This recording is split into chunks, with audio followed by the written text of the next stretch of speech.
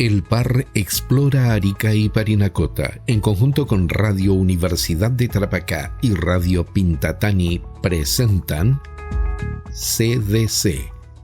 Conversemos de Ciencias. Un espacio de diálogo y reflexión en torno a preguntas cotidianas con respuestas del mundo científico y académico.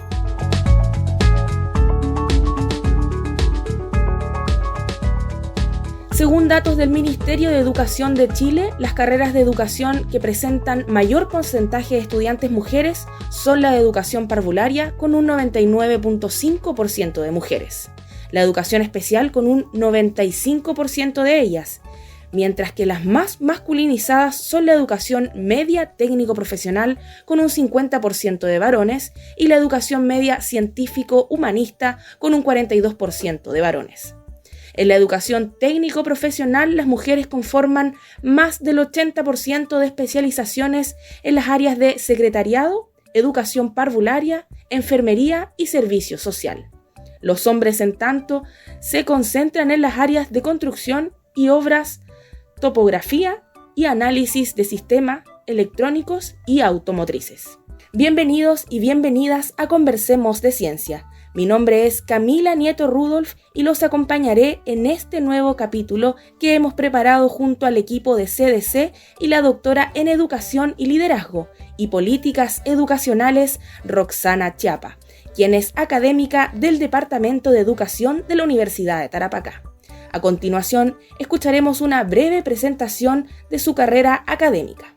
Roxana señala que cuando uno toma conciencia que vive en espacios que están regulados por jerarquías de raza, de género, de clase, de habilidades distintas, y esas jerarquías determinan nuestras decisiones, las formas en que nos tratan, las formas en cómo tratamos a otros y otras, nos damos cuenta que las oportunidades y las ventajas están desigualmente distribuidas.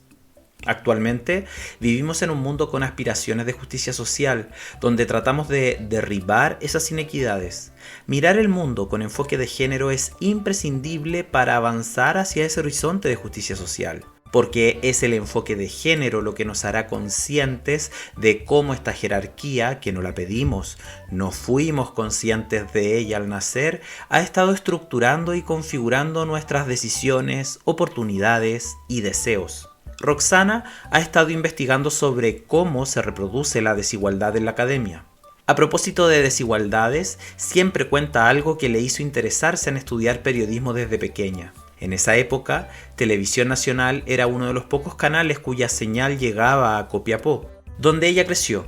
Cada día el informe del tiempo mostraba el tiempo de Arica, Iquique, Antofagasta, La Serena. Luego se saltaba a Copiapó y esta niña sentía que el no saber el tiempo de su ciudad, que además es la capital regional, era una injusticia. Ella y su entorno sí existían. Fue su motivación para estudiar primero periodismo, porque se dio cuenta de que la realidad que aparecía en los medios masivos de comunicación generaba visibilidad, volviendo un poco invisible a todo lo que los medios masivos no muestran. Bienvenida Roxana, ¿cómo estás el día de hoy? Muchísimas gracias, estoy muy bien, muy contenta de estar con ustedes en transmisión para todos quienes nos estén escuchando, donde quiera que estén. Qué grato poder conversar sobre equidad de género y estereotipos. Así es, el día de hoy saludamos a nuestros queridas y queridos radioescuchas, tanto quienes lo hacen desde la señal FM como quienes nos escuchan de las plataformas digitales.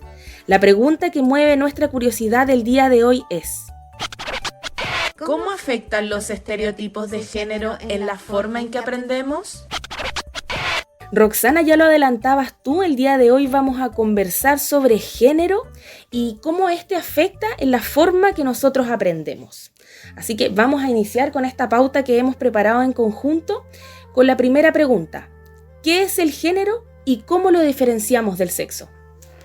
Qué buena pregunta. Bueno, déjame partir explicando lo que es el sexo y cómo la ciencia ha definido esta diferenciación.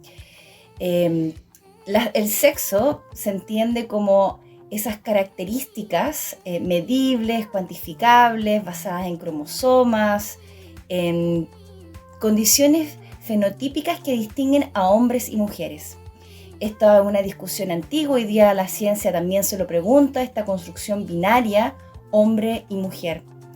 Y desde hace mucho tiempo, feministas y otros teóricos sociales han discutido de que esta construcción binaria es cuestionable y no necesariamente se da en la cotidianidad de la misma forma como la hemos definido por tantos años. El género es una construcción, está basada en lo que se espera, en las expectativas que tiene la sociedad de cómo las mujeres y los hombres deben comportarse. Y aquí, por ejemplo, podemos hablar de expectativa, y tú lo mencionabas bien en cuanto a los oficios al comienzo de este programa, de que las mujeres históricamente hemos estado asociadas, vinculadas con actividades, con roles muy ligados a las tareas de cuidado, a las tareas de proporcionar el cuidado a otros, tanto en la casa como en la escuela, como en los ámbitos de salud. Y de allí que no es casual que cuando miramos, por ejemplo, las profesiones, encontremos una predominancia de mujeres en carreras como la enfermería, como la educación de párvulos, incluso cuando pensamos en las actividades de hoy día profesionalizadas, ser chef, una representación importante de mujeres, aunque también este último oficio cada vez más incorpora a varones. Y por otro lado encontramos lo que tú señalabas, ¿no? Estos roles asociados a las carreras de tecnología, ingeniería, mecánica automotriz, incluso el ser chofer de vehículos, de barcos, de aviones, donde el género que predomina son hombres. Y entonces estamos en una etapa hoy día en que nos cuestionamos si esas decisiones, esas elecciones de carrera son realmente individuales o tienen mucho que ver con la socialización que hemos tenido y con las expectativas que la sociedad ha impuesto en las personas. Y también en esa misma distinción encontramos personas que sienten que esta distinción sexual hombre o mujer no les acomoda y que pueden haber sido definidos al momento de nacer por su condición biológica como mujer, pero que su identidad, que su sentido en el mundo no corresponde con esa clasificación de mujer. Y allí nos encontramos con una gran variedad y hablamos de este movimiento LGBTQ, que significa personas lesbianas, gays, personas que se sienten en algunos momentos en los dos tipos de sexo, personas trans, y hay una categoría que en inglés se habla de queer, que es una mezcla, y probablemente aquí yo reconozco que me falta información para realmente categorizar a ese grupo. Y constantemente, nos preocupamos tanto de esta identidad de género y de nuestras orientaciones sexuales. Es una categoría, es una dimensión de la vida que permea todas nuestras relaciones sociales. En el caso del género, probablemente quienes nos escuchan están familiarizados con una serie de estudios asociados a cómo esta variable, el ser mujer, ha incidido en condiciones laborales y de oportunidades en desmedro en comparación a sus pares hombres. Y allí podemos seguir hablando acerca de los estudios y de estas desigualdades que se producen a nivel escolar y también a nivel universitario. Súper claro, Roxana, entonces la definición y la diferencia que hay entre género y sexo. Ahora pasemos a ¿qué son los roles de género? ¿Esta diversidad de los roles de género siempre ha existido?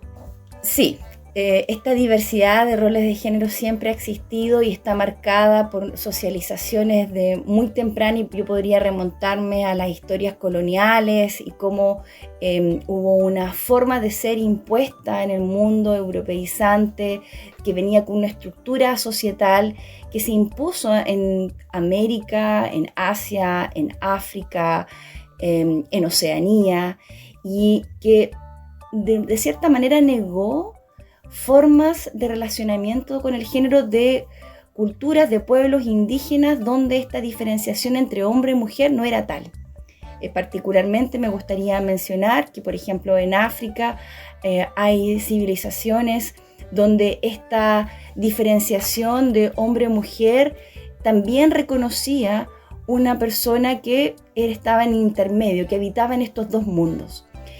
Después de los procesos de colonización, particularmente me voy a referir ahora a Chile, se instaura esta lógica, esta jerarquía de género, y donde nos encontramos en que tenemos dos categorías, femenino, masculino, hombre, mujer, muy diferenciadas, y donde las tareas de cuidado, y tú me hacías la pregunta respecto a los roles de género, se refiere a esas actividades y formas de ser que la sociedad espera que hombres y mujeres cumplan. Y esto está muy relacionado con la palabra estereotipos de género, porque cuando no cumplimos esos roles, hay una especie de enjuiciamiento. Y déjame ponerte un ejemplo, que las mujeres decidamos no asumir tareas de cuidado en el hogar, y cuando encontramos parejas donde esas tareas de cuidado son asumidas por los hombres, puede generar una cierta sorpresa en una sociedad más conservadora que se pregunta, mira, aquí esta mujer no está cumpliendo las tareas, no está haciendo algo que le corresponde. Pero ¿qué nos corresponde? Eso que nos corresponde es una expectativa de la sociedad que fue impuesta y que no hemos socializado, no hemos familiarizado a que así es. Entonces, los roles, estas actividades generan estas expectativas, y esas expectativas se transforman en estereotipos porque comienzan a ser creencias, asunciones no cuestionadas de lo que debe ser una mujer y de lo que debe ser un hombre. Hemos visto muy comúnmente, por ejemplo, que hace varios años atrás era imposición para las mujeres ocupar falda, por ejemplo, dentro del uniforme, la corbata, también el hombre generalmente obligado. Hoy en día esto ha evolucionado un poquito más, pero todavía podemos ver en el retail, por ejemplo, en las grandes tiendas, que hay secciones para mujeres, secciones para hombres, más no hay, por ejemplo, ropa para personas.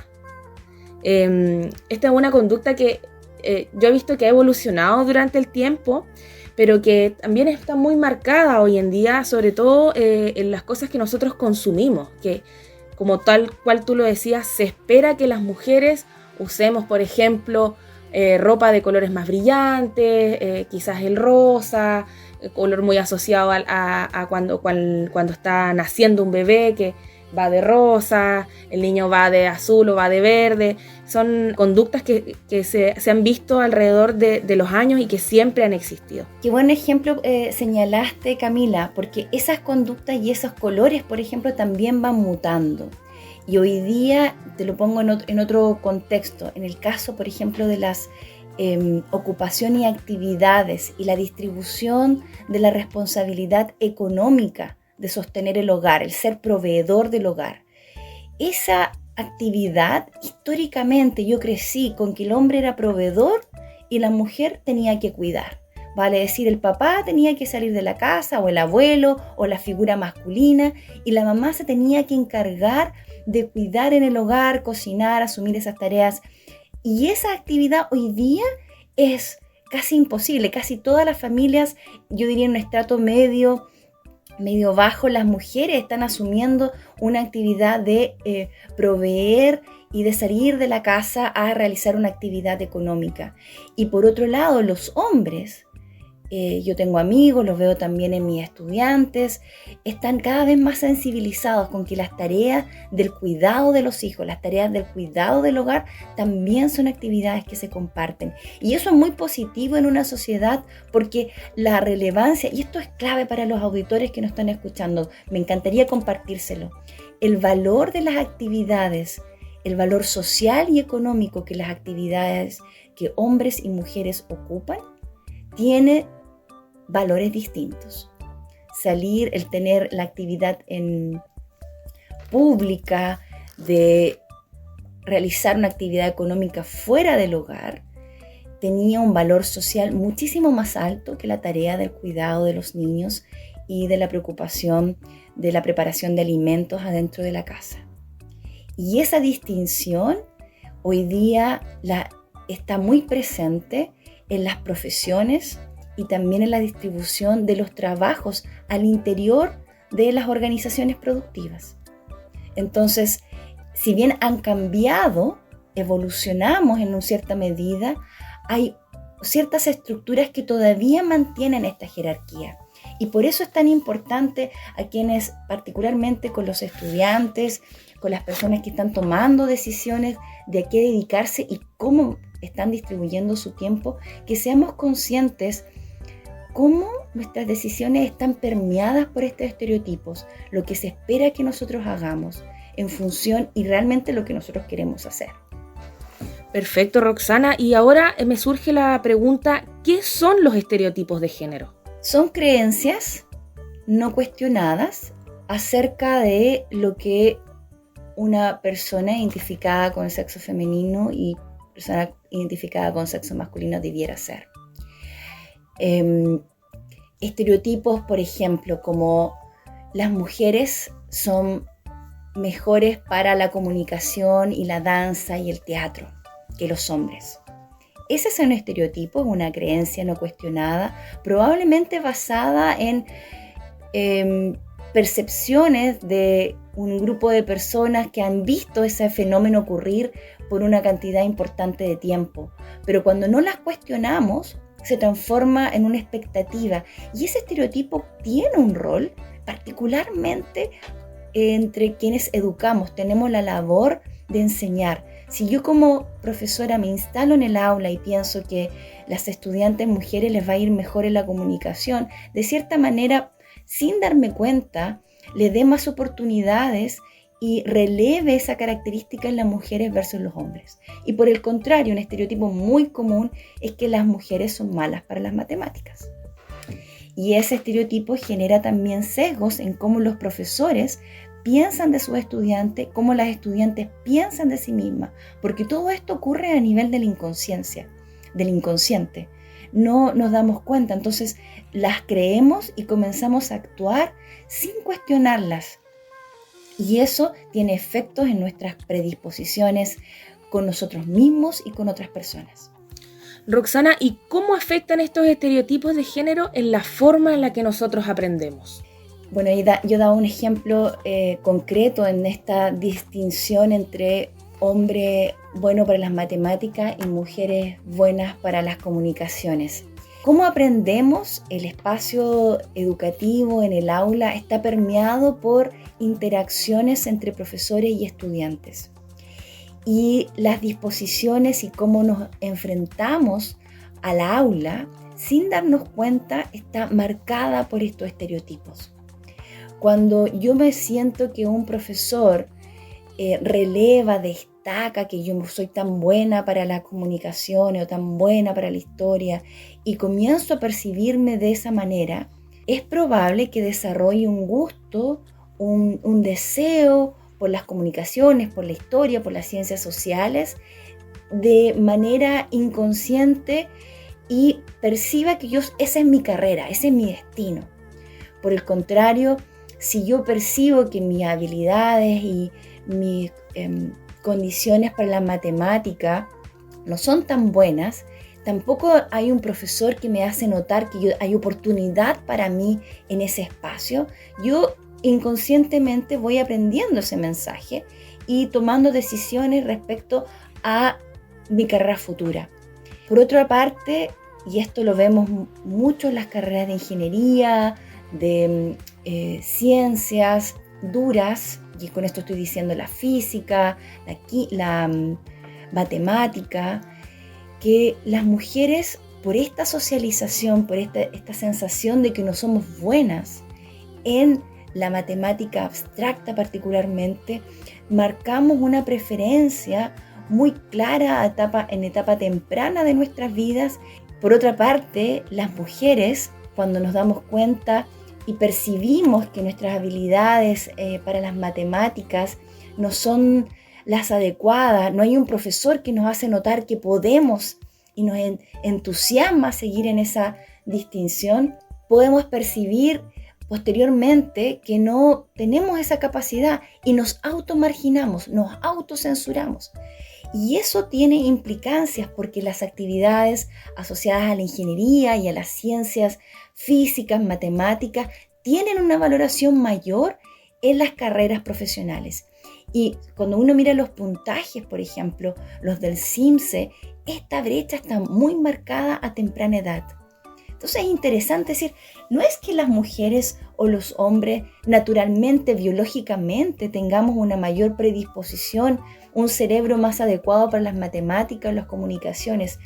Esa distinción ocurre en la socialización que adquirimos y tenemos a temprana edad. Y yo te pongo un ejemplo, es cosa de ir a mirar los juguetes. Entrar a una juguetería es realmente un enfrentamiento con los estereotipos de género. Tratemos de buscar juegos asociados, por ejemplo, a crear un auto, un Lego. ¿Cuáles son los personajes que aparecen en las carátulas de esos juegos? O al revés, ¿no? Las muñecas, todos los tipos de objetos que están asociados a la figura de un bebé. ¿Cuáles son las figuras que aparecen en las carátulas promocionando esos juegos? Vamos marcando estas preferencias, estos roles y estereotipos de género a muy temprana edad. Y hay un mercado que va en esa dirección. Y por cierto, nuestra familia, ¿no? Muchas veces cuando vamos a elegir un regalo para un niño, para una niña, yo misma me he pillado haciendo esas distinciones y decir, wow, ¿por qué voy a regalarle una muñeca a una niña y no se la podría regalar a un niño, por ejemplo? Muy buena pregunta, Roxana, y sin duda es una reflexión que debemos hacer todos. Ya, ahora a continuación vamos a iniciar la etapa de la reflexión para la cual le damos la bienvenida a Paulina Muñoz. Ella es compañera del par Explora Arica y Parinacota, junto a quien realizaremos esta reflexión y desafío relacionados a lo que estamos conversando y a los principios Explora de equidad de género e inclusión. Buen día, Paulina, ¿cómo estás? Hola, Camila, muy bien, muy atenta a todo lo que han conversado en este programa.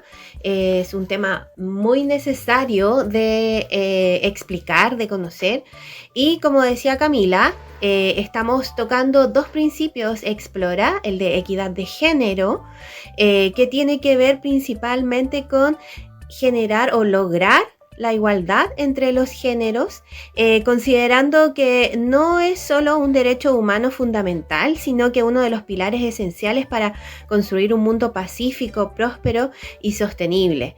Es un principio de justicia y equilibrio social que apunta a un trato homogéneo para todas las personas, como tú también mencionaste en un ejemplo, Camila, donde hablabas de personas más que hombres y mujeres, ¿cierto? Independiente entonces de sus características y contextos. Y el principio de inclusión también ha estado muy presente en este programa. Cuando hablamos de inclusión nos referimos a acciones que tienen como objetivo eliminar barreras de acceso, aumentar la participación, reducir la exclusión, respetar la diversidad cultural y promover la interculturalidad.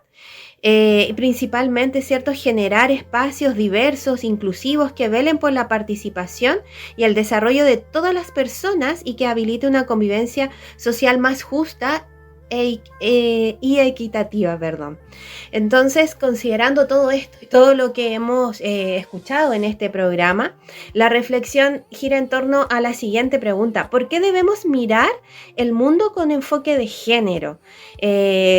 Como decía Roxana, es importante, ¿cierto?, en la educación principalmente, mirar el mundo con un enfoque de género. Pero desde tu experiencia, Roxana, ¿por qué es importante mirar el mundo con un enfoque de género, sobre todo ligado a la educación? El género es una de las estructuras organizadoras de la sociedad que permea todas nuestras relaciones sociales, así como también lo es la clase y la raza.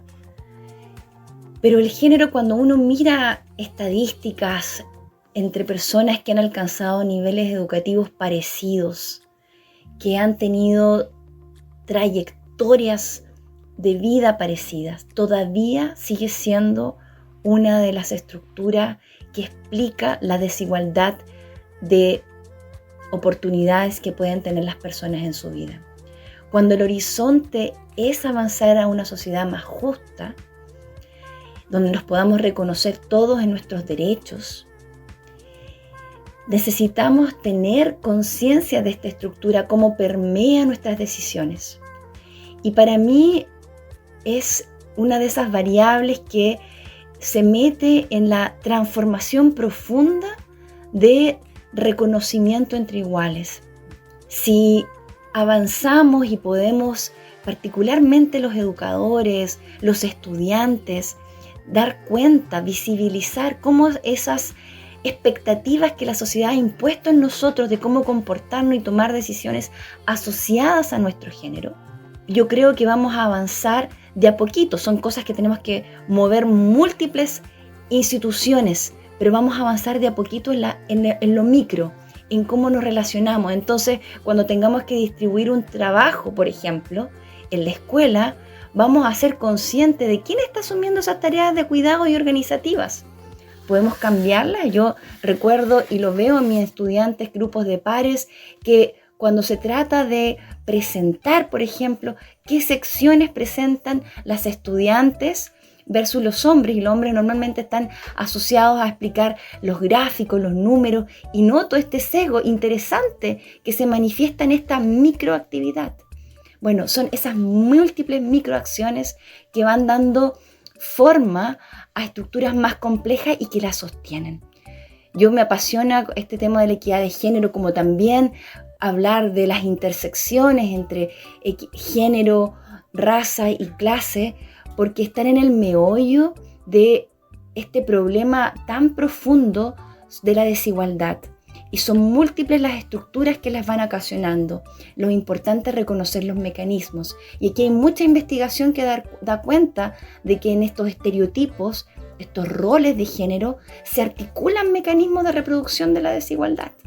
Entonces, hacerlos visibles nos permite primero interrogarlos para después tener la posibilidad de interrumpirlos. Toda la razón, ¿cierto?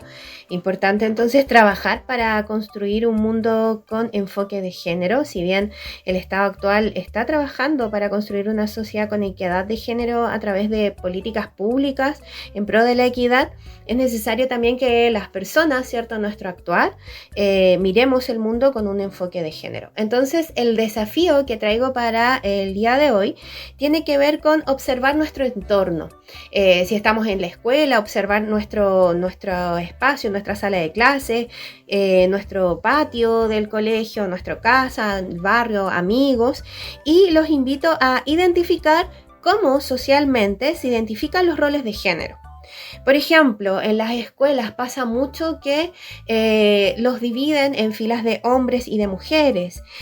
Como mencionaban recién Roxana y Camila, se asocia siempre a que los hombres tienen mayor fuerza, entonces generalmente es a ellos a quienes se les pide trasladar mesas, trasladar sillas, por ejemplo. Los colores también, ¿cierto? Y quizás muchas otras pequeñas acciones que están muy normalizadas, pero que tienen que ver, ¿cierto?, con esta diferencia que van generando desigualdades, como decía Roxana. Entonces los invito a observar su entorno y poder identificar, idealmente que lo registren como siempre, para después poder reflexionar y procesar todo lo que hemos conversado con la verificación en sus espacios reales. Súper, Paulina, un desafío entonces de observar nuestro entorno para identificar cómo socialmente identificamos los roles de género. Muchas gracias por la intervención, gracias también a Roxana Chiapa por la participación en este programa, por su tiempo, y hemos llegado hasta el final del capítulo de Conversemos de Ciencia del Par Explora Arica y Parinacota. Los invitamos a revivir este capítulo y otros junto al equipo de CDC a través de nuestras redes sociales y nuestra página web. Muchas gracias, Roxana, por tu tiempo. Encantada de participar y amplifico ese desafío, me lo llevo también yo para saber qué actividades cotidianas estoy asumiendo sin darme cuenta que han sido impuestas. Gracias. Muchas gracias a todos quienes nos están escuchando por aprender con nosotras y con nosotros. Ya sabemos que las preguntas son el motor de las ciencias y el conocimiento. ¿Te haces preguntas? Envíanos tus preguntas al correo exploraaricaparinacota@gmail.com. Muchas gracias y hasta un próximo capítulo. El Par Explora Arica y Parinacota del Ministerio de Ciencia, Tecnología, Conocimiento e Innovación, ejecutado por la Universidad de Tarapacá, presentó CDC. Conversemos de Ciencias. Revive este capítulo en nuestra página web www.explora.cl/Arica y Parinacota y en nuestras redes sociales.